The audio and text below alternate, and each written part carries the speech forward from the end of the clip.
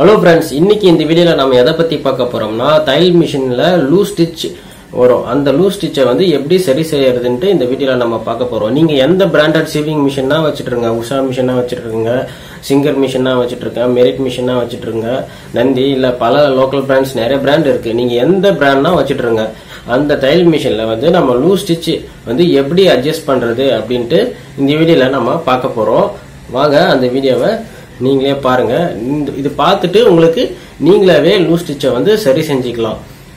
பாருங்க, நான் வந்து சிங்கர் டைரக்ட் லேட்டஸ்ட் மிஷின்ல வந்து நான் உங்களுக்கு தைச்சு காமிக்கிறேன். இதே மாதிரி தான் எல்லா மிஷினுக்கும். இந்த மாதிரி நம்ம ஸ்டிச் பண்ணும்போது பாருங்க, நான் மேலே இப்போ ஸ்டிச் பண்ணிட்டேன்.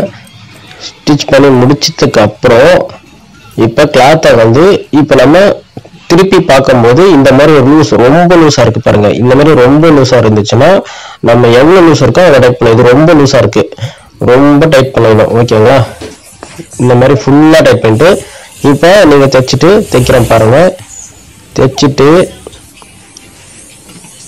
இந்த மாதிரி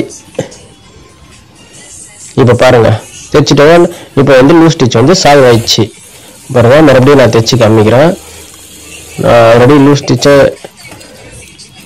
தைச்சிட்டு டென்ஷனை டைட் பண்ணிட்டு இப்போ தைச்சிட்டு இருக்கேன் பாருங்க. இன்னும் கொஞ்சம் கூட இந்த மாதிரி ரைட் சைடில் டைட் பண்ணிங்கன்னா, கிளாக் வைஸ் ரொட்டேட் பண்ணிங்கன்னா டைட்டு. இப்போ பாருங்க, உங்களுக்கு கிளியராக தெரியும்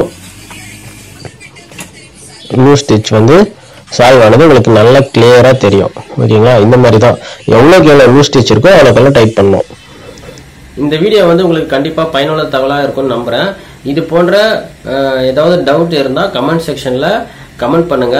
இது போன்ற வீடியோக்களை நீங்க கண்டினியூஸா தொடர்ந்து பார்க்கணும்னா இந்த சேனலை சப்ஸ்கிரைப் பண்ணாதவங்க மறக்காம சப்ஸ்கிரைப் பண்ணிக்கோங்க. நோட்டிபிகேஷன்ல ஆல் செட் பண்ணீங்கன்னா நான் போடுற அடுத்தடுத்த வீடியோ உங்களுக்கு நோட்டிபிகேஷன்ல வரும். அடுத்த ஒரு வீடியோவை சந்திப்போம். பாய்.